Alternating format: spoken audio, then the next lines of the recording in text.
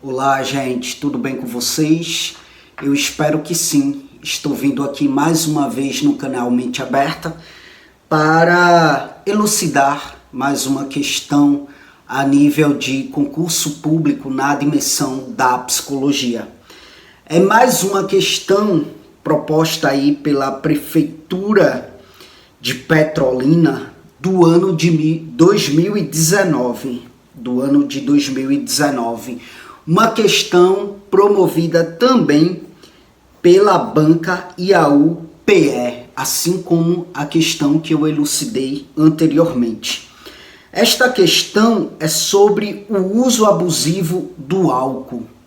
Então, o enunciado da questão diz o seguinte: sobre o uso abusivo do álcool, analise os itens abaixo.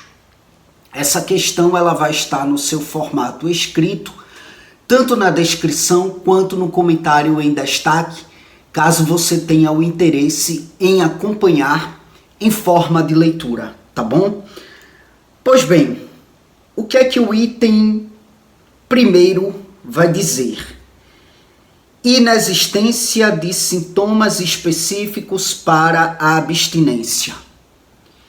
O item 2 vai dizer: pode estar associado à esquizofrenia e à bipolaridade. O item 3 vai dizer: a ingestão diária é o principal critério diagnóstico. O item 4 vai dizer: culturalmente é um dos transtornos mais incapacitantes. O item 5 vai dizer: alguns dos seus fatores de risco são o estresse e o baixo custo. E aí é o seguinte, a questão pede: dessa forma, pode-se afirmar que, alternativa A, apenas um item está correto. Alternativa B, apenas 2 itens estão corretos. Alternativa C, apenas 3 itens estão corretos. Alternativa D, apenas 4 itens estão corretos. Alternativa E, todos os itens estão corretos. Pois bem, para que a gente chegue a uma conclusão quanto às alternativas, precisamos analisar minuciosamente os itens propostos pela questão, certo? Então, pois bem, vamos lá fazer uma análise do item 1. Bom, eu pretendo elucidar minuciosamente essa questão, portanto, irei dedicar mais de um vídeo à mesma, tá bom? Pois bem, nesse vídeo aqui estarei fazendo uma análise minuciosa do item 1, onde o item 1 diz: há uma inexistência de sintomas específicos para a abstinência. Ou seja, quanto à abstinência alcoólica, este item está afirmando que não existem sintomas específicos. E aí veja bem, este item ele está incorreto. Por que ele está incorreto? Vamos aí para o DSM-5 mais uma vez, né? Ou seja, vamos aí para este subsídio universal quanto aos transtornos, né? O que é que o DSM-5 vai trazer sobre o uso abusivo de álcool, né? Ele traz todo um critério diagnóstico, certo? Para a abstinência alcoólica. Se ele traz todo um critério diagnóstico, significa que existem sintomas específicos, né? Para daí então caracterizar a abstinência alcoólica. Então há sintomas específicos. Por isso o item 1 vai estar incorreto. Para aprofundarmos, vamos ver quais são esses sintomas. Você vai encontrar estes dizeres na página 499 do DSM-5, tá? Pois bem, primeiro, né? O DSM-5 vai dizer o seguinte: redução do uso pesado e prolongado de álcool, né? Ou seja, quando há uma redução do uso pesado e prolongado de álcool, ele vai dizer 2 ou mais dos seguintes sintomas desenvolvidos no período de algumas horas a alguns dias após a redução do uso de álcool que está descrito no critério A. Este aqui é o critério B. O que está descrito no critério A é a redução do uso pesado e prolongado de álcool, né? E aí o critério B vai dizer o seguinte, que quanto a isso vai haver 2 ou mais sintomas específicos. E aí ele vai trazer os sintomas. Primeiro sintoma, hiperatividade autonômica, né? Bom, a hiperatividade autonômica diz de uma atividade intensa por parte do sistema fisiológico. Por exemplo, o ser humano ele vai ser acometido por uma sudorese.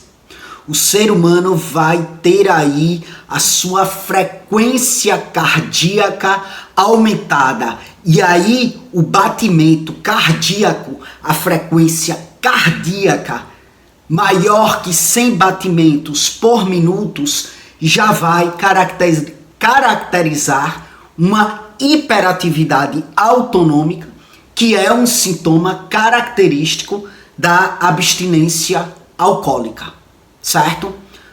Sintoma 2, tremor aumentado nas mãos. Também é um sintoma, né, característico da abstinência alcoólica. Sintoma 3, insônia. Sintoma 4, náuseas ou vômitos.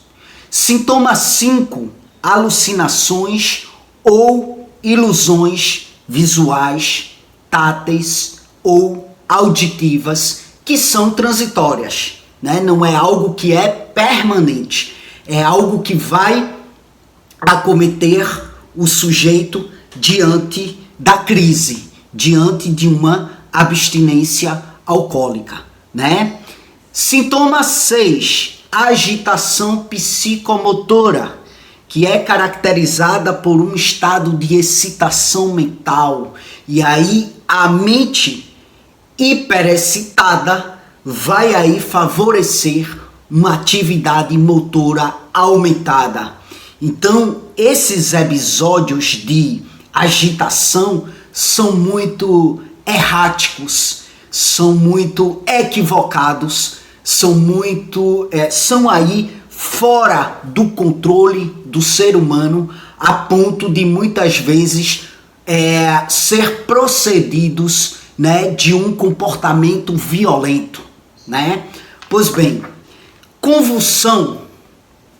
A convulsão é a contratura involuntária, né, da musculatura, que vai promover movimentos desordenados, né? E aí ela geralmente vai ser acompanhada da perda da consciência, né? E aí essas convulsões, vamos aprofundar o que é a convulsão, né? É um sintoma bem importante que caracteriza a abstinência alcoólica, certo? E a convulsão, ela vai acontecer quando há uma excitação da camada externa do cérebro, tá bom? Eu vou ilustrar para vocês esta camada externa do cérebro seguindo a explicação, tá bom? Aguardem. Bom, gente, como eu falei para vocês, né? As convulsões, elas acontecem quando há a excitação da camada externa do cérebro, tá? Falar de excitação é falar de um estado de agitação mesmo, entende? Então, aqui vocês visualizam a camada externa do cérebro. Essa camada externa do cérebro há de ser o córtex cerebral, tá? E ele possui aí cerca de 2 a 4 milímetros de espessura. Ele vai conter numerosos corpos de neurônios, né? Essa camada, ela vai apresentar numerosas e complexas dobras, como vocês podem ver aqui, né? Essas dobras, né, elas são chamadas de giros. Nessas elevações que vocês visualizam aqui, elas são chamadas de giros, né? E também vocês se deparam aqui com as depressões, né, que aí são chamadas de sulcos. Essas cavidades aqui da camada externa do cérebro, né, são chamadas de sulcos. Então, gente, quando se fala de convulsões tônico-clônica, né, compreende-se aí duas fases. A convulsão tônico-clônica é o tipo de convulsão que vai acometer o sujeito, que pode, na verdade, não é uma regra geral, obviamente, pode acometer o sujeito que está aí abarcado por uma abstinência alcoólica, tá? Então, na fase tônica, a perda de consciência, né? O paciente ele cai, o corpo se contrai, o corpo se enrijece. Essa é a fase tônica. Já na fase clônica, o paciente ele vai se contrair e vai se contorcer, tá? Então o que é que acontece?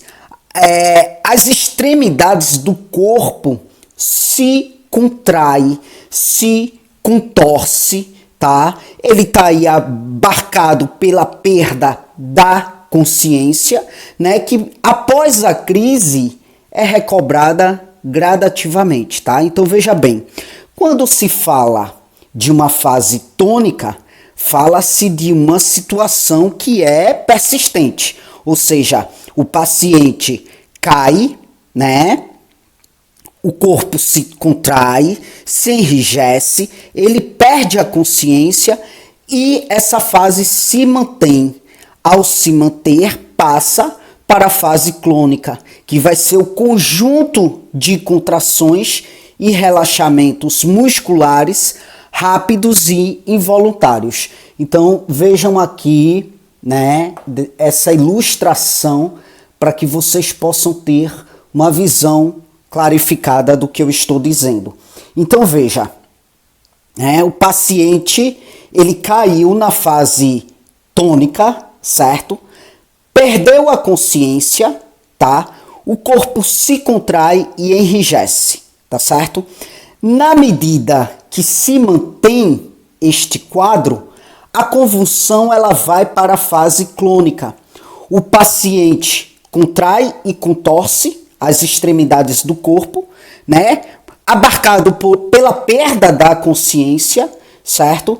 E aí, essa fase clônica, esse conjunto de contrações e relaxamentos musculares são rápidos e involuntários. Veja, é o que gera esse movimento aqui, sabe?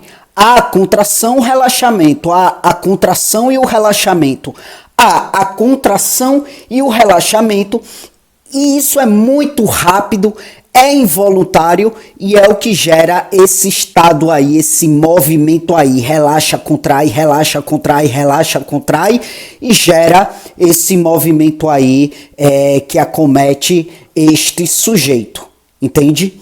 Então é isso, essa convulsão tônico-clônicas, né, o tipo de convulsão, como eu falei, que caracteriza uma abstinência alcoólica, certo? Não é uma regra, como eu falei, mas o sujeito ele está vulnerável a ter esse tipo de sintoma, tá bom? Então, voltando lá para conversar um pouco mais com vocês sobre o efeito do álcool, né, no ser humano, o efeito do álcool sobre o sujeito e, enfim, e o que é que de fato provoca Vou elucidar minuciosamente o que é que de fato provoca essa convulsão. Digamos que a parte técnica, né, dessa convulsão, desse sintoma, tá bom? Aguardem. Então, gente, o que é que acontece? O etanol, né, que é uma substância que compõe aí o álcool, há de ser uma substância depressora do sistema nervoso central, né?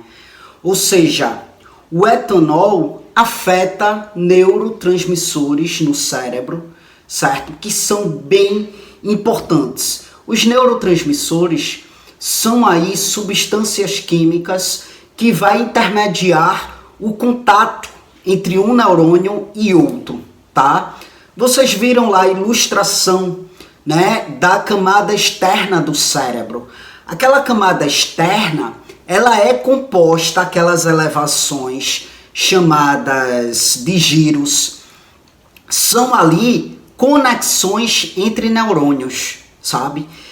E entre um neurônio e outro que se conectam, há neurotransmissores que intermediam esta conexão. E o etanol, ele vai exercer uma influência muito significativa na produção de neurotransmissores importantes, como por exemplo, o GABA, que é o ácido gama-aminobutírico, né? É um neurotransmissor inibitório. Ele exerce uma influência, ele exerce um efeito sedativo no sistema nervoso central, certo? Então, a sua produção excessiva vai exercer uma sedação significativa ao sistema nervoso central. O etanol também vai exercer uma influência no neurotransmissor nomeado como glutamato. Diferente do GABA, o glutamato é um neurotransmissor excitatório. Os pesquisadores, cientistas, né, dizem que é o mais importante do cérebro, é o glutamato. É o neurotransmissor excitatório mais importante do cérebro humano. Por quê? Porque ele tem um papel crítico na memória. Ele tem um papel super importante na cognição. E o que é que acontece? O álcool reduz a produção de glutamato, deixando a memória sucateada, deixando a crítica sucateada, deixando a cognição sucateada. E aí o que é que acontece? Durante a abstinência alcoólica, a produção de glutamato fica hiperativa. Por quê? Na presença do álcool, essa produção é sucateada. E esse neurotransmissor, ele acaba adaptando-se, habituando-se à presença do álcool. Então o que é que acontece? A sua produção vai estar condicionada à presença do álcool, uma vez que esse sujeito venha estar acometido por problemas com álcool, venha estar aí, né, com problemas referentes ao alcoolismo, o glutamato, a produção de glutamato, vai estar condicionada à presença do álcool. Logo, vai ser uma produção bem sucateada, uma produção bem defasada, certo? Ou seja, o nosso cérebro, ele tem uma plasticidade, um poder de condicionamento, um poder, né, de condicionar-se a determinadas situações. E aí o que é que acontece? Na presença do álcool, esse neurotransmissor, ele vai ter uma produção bem sucateada, onde, a partir do momento que o sujeito que está ali habituado a encher o seu cérebro de álcool, de etanol, a partir do momento que isso é reduzido ou cessado, o que é que vai acontecer?